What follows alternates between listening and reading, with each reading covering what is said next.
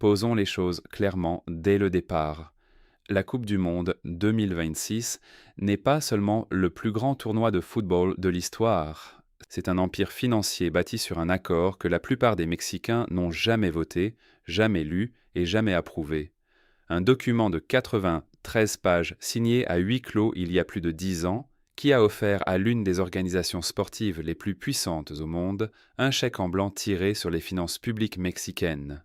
Et ce qui rend l'histoire encore plus remarquable, c'est que la manière dont le Mexique a riposté, arraché 9 années à cet accord, et réussi malgré tout à voler l'âme du tournoi sous le nez même de la FIFA, est une histoire qui continue de s'écrire en ce moment même, aujourd'hui, en temps réel.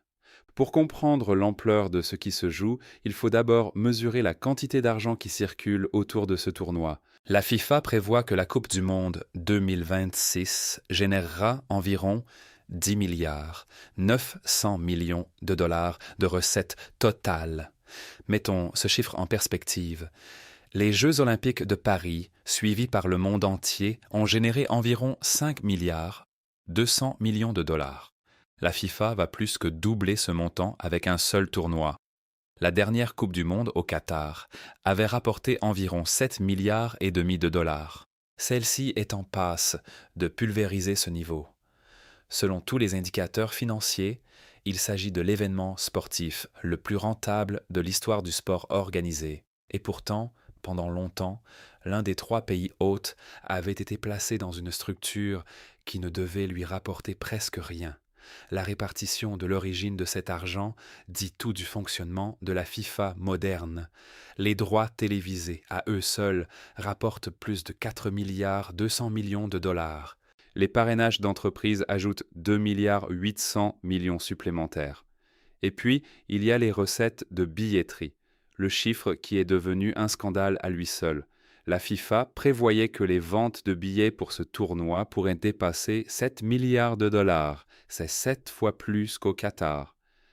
La raison tient à une stratégie que la FIFA a introduite pour la première fois dans l'histoire de la Coupe du Monde, la tarification dynamique.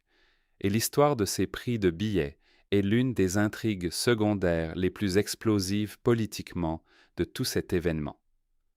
Lorsque les États-Unis, le Canada et le Mexique ont déposé leur candidature commune pour accueillir ce tournoi, un engagement figurait dans les documents. Une place pour la finale, le billet le plus cher du sport mondial, coûterait au maximum 1 550 $. C'était la promesse. En avril 2026, le billet standard, le moins cher pour la finale, avait grimpé à 5 785 $. Les places les plus chères atteignaient 10 990 $, puis elles ont encore augmenté. Des informations publiées dans les jours précédant le début du tournoi indiquaient que certains forfaits d'hospitalité pour la finale étaient proposés à plus de 30 000 $. À seulement 2 jours du match d'ouverture, il restait encore environ 180 000 billets invendus sur l'ensemble du tournoi. Un billet qui coûtait autrefois 345 $ pour un match de phase de groupe à Guadalajara avait atteint, par réajustement dynamique, 780 $ au moment où les supporters tentaient de l'acheter. Pour la finale au MetLife Stadium, dans le New Jersey, les prix moyens sur le marché secondaire tournaient autour de 32 000 $. Et lorsque tout cela a explosé dans la presse, la direction de la FIFA a publié un communiqué refusant de parler de tarification dynamique. Elle a appelé cela une tarification variable. Pour la FIFA, la différence était sémantique. Pour les supporters qui ne pouvaient pas se permettre de voir jouer leur équipe nationale, elle ne l'était absolument pas. The Guardian a rapporté le 23 juin que le propre personnel de la FIFA basé aux États-Unis avait, en interne, déconseillé ce système de tarification dynamique et que la direction de la FIFA avait passé outre. Plusieurs personnes au sein de l'organisation, des gens qui comprenaient le marché américain et savaient comment les supporters réagiraient, ont tiré la sonnette d'alarme et ont été ignorés. Les procureurs généraux des États de New York et du New Jersey ont officiellement ouvert des enquêtes sur les pratiques de billetterie de la FIFA.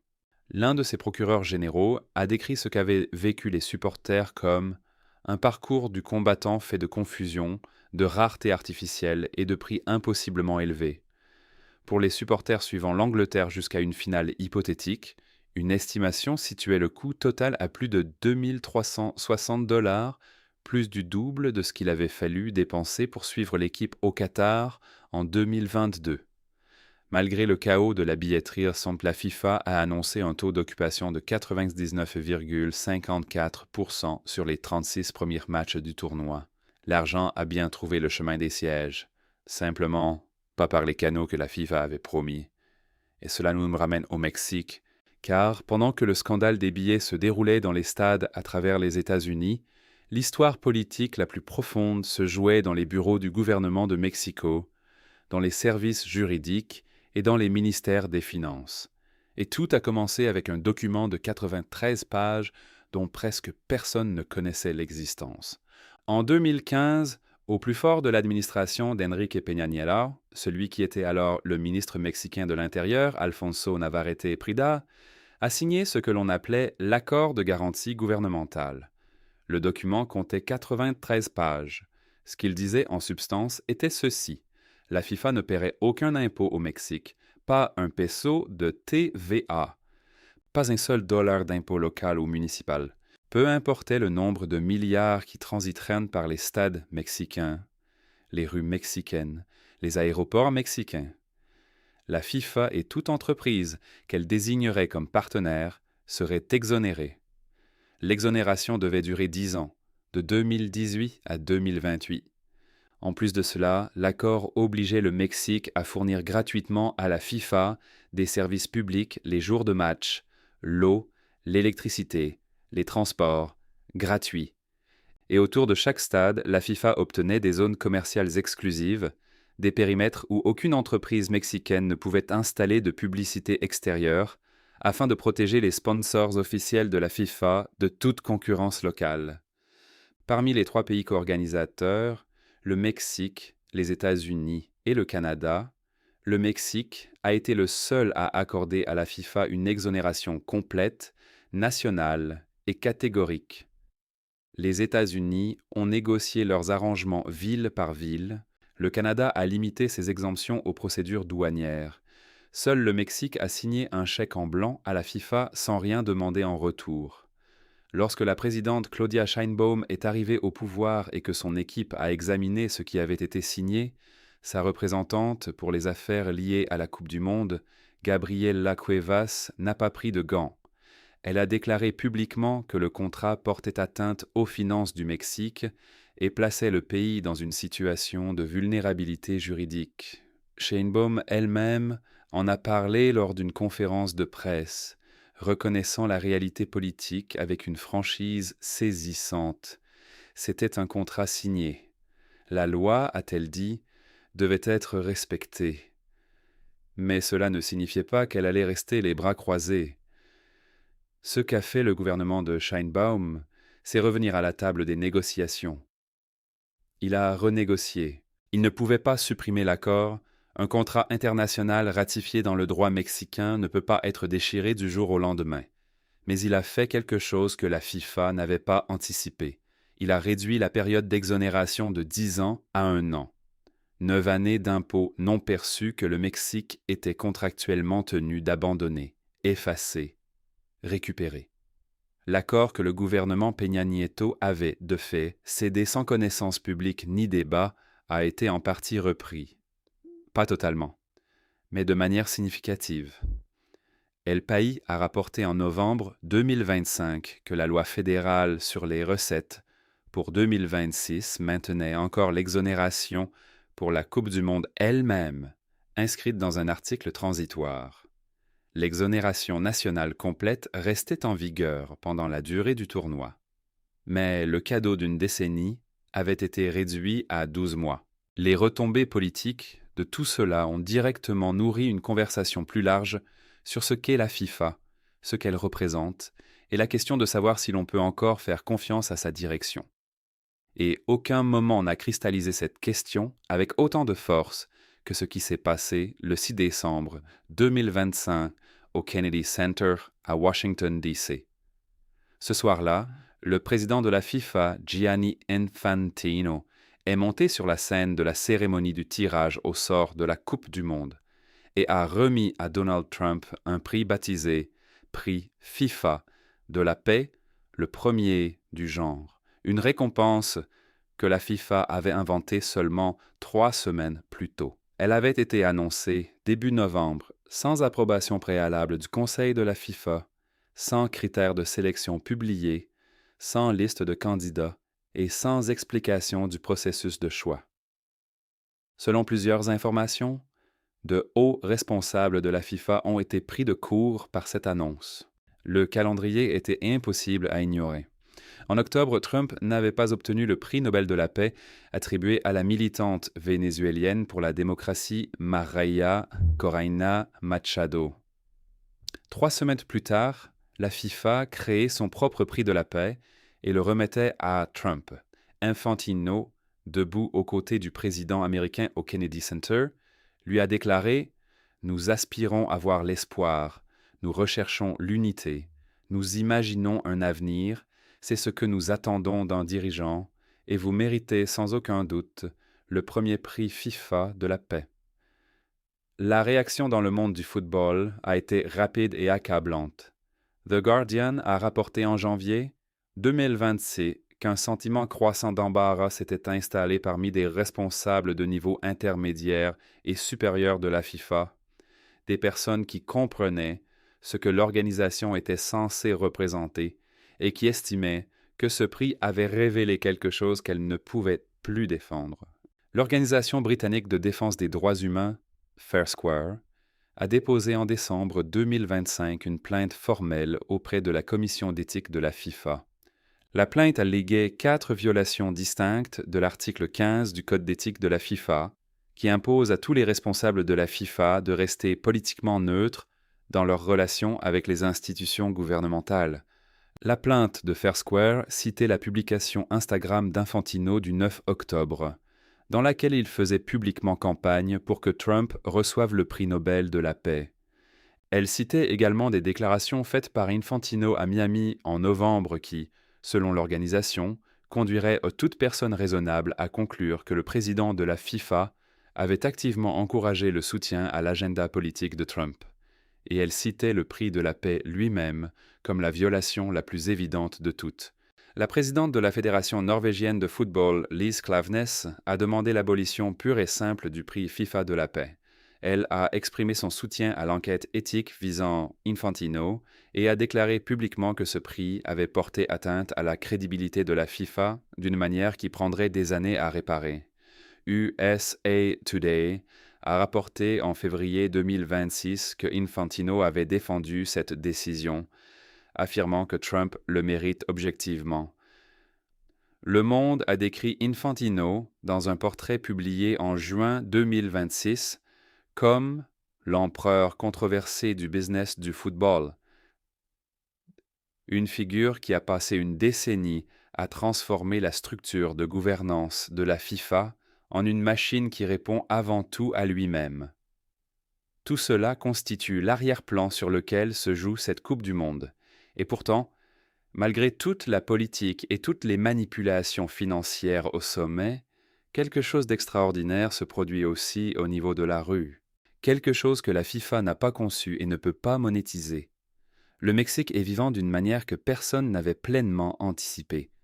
Les hôtels de Mexico ont signalé une hausse des réservations supérieure à 150% par rapport à la même période des années précédentes. Des supporters venus du Nigeria, de Suède, de Corée du Sud et du monde entier ont choisi Mexico comme base, ne traversant la frontière que les jours de match. Les médias spécialisés dans le voyage ont rapidement expliqué pourquoi. Le coût d'une chambre d'hôtel standard dans la plupart des villes hautes américaines pendant le tournoi était 5 à 10 fois supérieur à celui d'une chambre équivalente à Guadalajara ou Monterrey. Les supporters ont découvert que rester au Mexique et payer un trajet transfrontalier les jours de match n'était pas seulement moins cher, c'était une expérience fondamentalement différente. plus riche, plus vivante, plus humaine. Le Los Angeles Times a publié le 20 juin une chronique documentant ce qu'il a appelé la transformation du Mexique en cœur émotionnel du tournoi. Des supporters venus de pays qui n'avaient jamais partagé de moments culturels avec le Mexique se sont soudain retrouvés dans ces rues, sur ces marchés, dans ces quartiers. Des supporters nigérians agitant des drapeaux mexicains, des fans coréens apprenant des chansons mexicaines, des visiteurs suédois parlant déjà de revenir. L'article relevait qu'une phrase circulait en ligne. À moitié pour rire, à moitié sérieusement, chaque Coupe du Monde devrait se tenir au Mexique. La FIFA récupère les revenus télévisés. Le Mexique récupère le cœur du monde. L'aéroport international de Mexico, le Benito Juárez, longtemps considéré comme un goulet d'étranglement et une honte pour une ville de rang mondial, a subi ce que son directeur, l'amiral Juan José Padilla Olmos, a appelé une opération à cœur ouvert en vue du tournoi. Lorsque les équipes de construction ont commencé, elles ont découvert des infrastructures vieilles de plus de 50 ans, des systèmes de drainage obsolètes, des structures qui avaient besoin d'un renforcement urgent, des éléments qui n'étaient pas prévus dans le plan initial. L'investissement final a atteint 6 milliards 500 millions de pesos. 56 salles d'attente ont été rénovées, 394 000 mètres carrés de terminaux ont été reconstruits. 40 nouvelles portes électroniques ont réduit le temps de traitement au contrôle des passeports de 40 minutes à 9 minutes. Et tout a été terminé 12 jours avant le début du tournoi. À Monterrey, de nouveaux vols directs vers Madrid avec Iberia et vers New York avec Viva ont été lancés dans les semaines précédant le match d'ouverture. Dans les 3 villes hôtes mexicaines, l'investissement aéroportuaire total a dépassé 28 milliards de pesos, de l'argent venu des contribuables mexicains, pas de la FIFA, mais de l'argent qui servira l'infrastructure aérienne du Mexique pendant des décennies après le dernier coup de sifflet. Mais sur le terrain, tout n'a pas été simple. La tension entre la structure commerciale de la FIFA et la vie des Mexicains ordinaires est apparue dans 3 controverses distinctes qui sont devenues partie intégrante de l'histoire politique du tournoi. La première concernait l'accès aux billets. La FIFA avait interdit la revente de billets au Mexique parce que la loi mexicaine ne l'autorise pas. L'effet a été l'inverse de celui recherché. Alors que les supporters américains pouvaient utiliser des plateformes officielles de marché secondaire approuvées par la FIFA, les Mexicains étaient totalement exclus des canaux légitimes de revente. Un marché noir a prospéré. The New York Times a documenté le phénomène. Les Mexicains, dans le pays hôte d'une Coupe du Monde pour laquelle leur gouvernement avait investi des milliards, avaient le sentiment d'être exclus de leur propre tournoi. Le prix moyen d'un billet pour le match d'ouverture, Mexique contre Afrique du Sud, était de 1 300 $. Pour une famille mexicaine touchant le revenu médian, cela représente plus d'un mois de salaire. Des informations ont circulé en ligne sur des billets dans des sections premium revendus par des circuits informels à plus d'1,5 million de pesos. La deuxième controverse concernait les licences de diffusion. De petites entreprises, restaurants, bars, cantinas de quartier ont découvert dans les semaines précédant le tournoi que diffuser des matchs à des fins commerciales nécessitait des accords de licence coûteux avec des diffuseurs autorisés. Pour des établissements qui n'avaient jamais eu besoin de telles licences auparavant, l'exposition financière et juridique était alarmante. Des propriétaires qui avaient prévu d'attirer des foules avec la retransmission sur grand écran des matchs de l'équipe nationale se sont soudain retrouvés face à la perspective d'amende d'1 million de pesos pour une seule diffusion non autorisée. L'inquiétude s'est propagée dans le tissu des petites entreprises mexicaines au moment même où le tournoi était censé stimuler l'activité économique. La troisième controverse concernait les zones d'exclusion. Autour de chacun des stades mexicains, la FIFA a établi des périmètres d'exclusion commerciale, des zones où la publicité extérieure était interdite et où aucune activité commerciale concurrente ne pouvait fonctionner sans autorisation de la FIFA. L'effet concret a été le déplacement de vendeurs locaux, de marchands ambulants et de petits commerçants qui travaillaient dans ces secteurs et autour d'eux depuis des années. Des personnes dont les moyens de subsistance dépendaient de l'économie des jours de match, des vendeurs qui avaient construit des liens avec ces quartiers pendant des décennies. La réponse publique du gouvernement s'est concentrée sur la gestion de l'image et de l'ordre. Les personnes qui vendaient de la nourriture, des produits dérivés et des souvenirs à l'extérieur des stades ont été laissées à leur propre solution. Et pendant tout ce temps, Infantino a continué à donner des conférences de presse. Il a défendu les prix des billets, affirmant que l'argent devait rester dans le football et ne pas aller au marché noir. Il a défendu le prix de la paix. Il a défendu la tarification dynamique tout en refusant d'utiliser ce terme. Il a continué à être Gianni Infantino, l'homme que le monde a présenté comme celui qui a fait plus que quiconque pour transformer la FIFA d'une fédération sportive internationale en un mécanisme mondial d'extraction de revenus. Un homme qui, au cours des 10 dernières années, a consolidé son contrôle sur une organisation qui génère près de 11 milliards de dollars de recettes à partir d'un événement d'un seul mois, tandis que les personnes qui ont construit les stades, balayé les rues et servi la nourriture devant les grilles calculaient si elles pouvaient se payer un billet pour voir le match. Voici ce que le Mexique retire de ce tournoi et que la FIFA ne peut ni taxer, ni posséder, ni emporter de l'autre côté d'une frontière. 5,5 millions de visiteurs, un impact économique prévu de plus de 4 milliards de dollars qui se déversent directement dans les entreprises mexicaines, les hôtels mexicains, les restaurants mexicains, les familles mexicaines. Des records d'occupation hôtelière qui encourageront les investissements dans les infrastructures touristiques pendant des années. Des liaisons aériennes vers Madrid, vers New York, vers l'Asie, qui continueront d'exister quand tout le monde aura oublié le tableau du tournoi.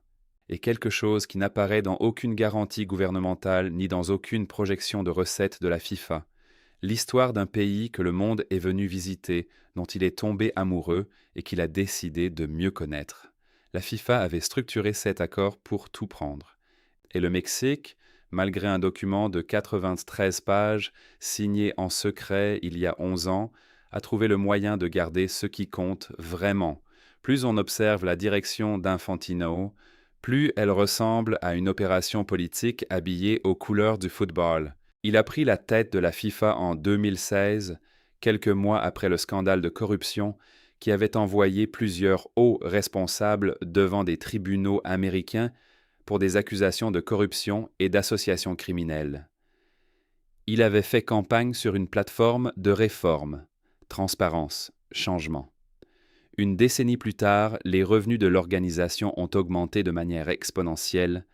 Le pouvoir sur les grandes décisions est plus concentré dans son bureau qu'à n'importe quel autre moment de l'histoire de la FIFA, et la commission d'éthique censée servir de contrepoids examine une plainte déposée contre le président lui-même. La Fédération norvégienne de football, l'une des voix les plus attachées aux principes dans la gouvernance du football européen, veut l'abolition du prix de la paix. Le prix qu'Infantino a inventé en novembre et remis en décembre à un chef d'État en exercice, un chef d'État qui est en même temps le président de l'un des 3 pays organisateurs du tournoi. Le conflit d'intérêts, la pression institutionnelle, l'enchevêtrement financier entre le succès commercial de la FIFA et la bonne volonté politique du gouvernement des États-Unis, ce ne sont pas des abstractions. C'est l'architecture même sur laquelle la Coupe du Monde 2026 a été construite, et elle façonnera la suite. Le prochain cycle de Coupe du Monde, la prochaine négociation des droits de diffusion, la prochaine garantie exigée à un pays hôte, tout sera écrit dans l'ombre de ce qui s'est passé ici. En 2015, le Mexique a signé un chèque en blanc de 93 pages. Le monde continue encore d'en calculer le coût.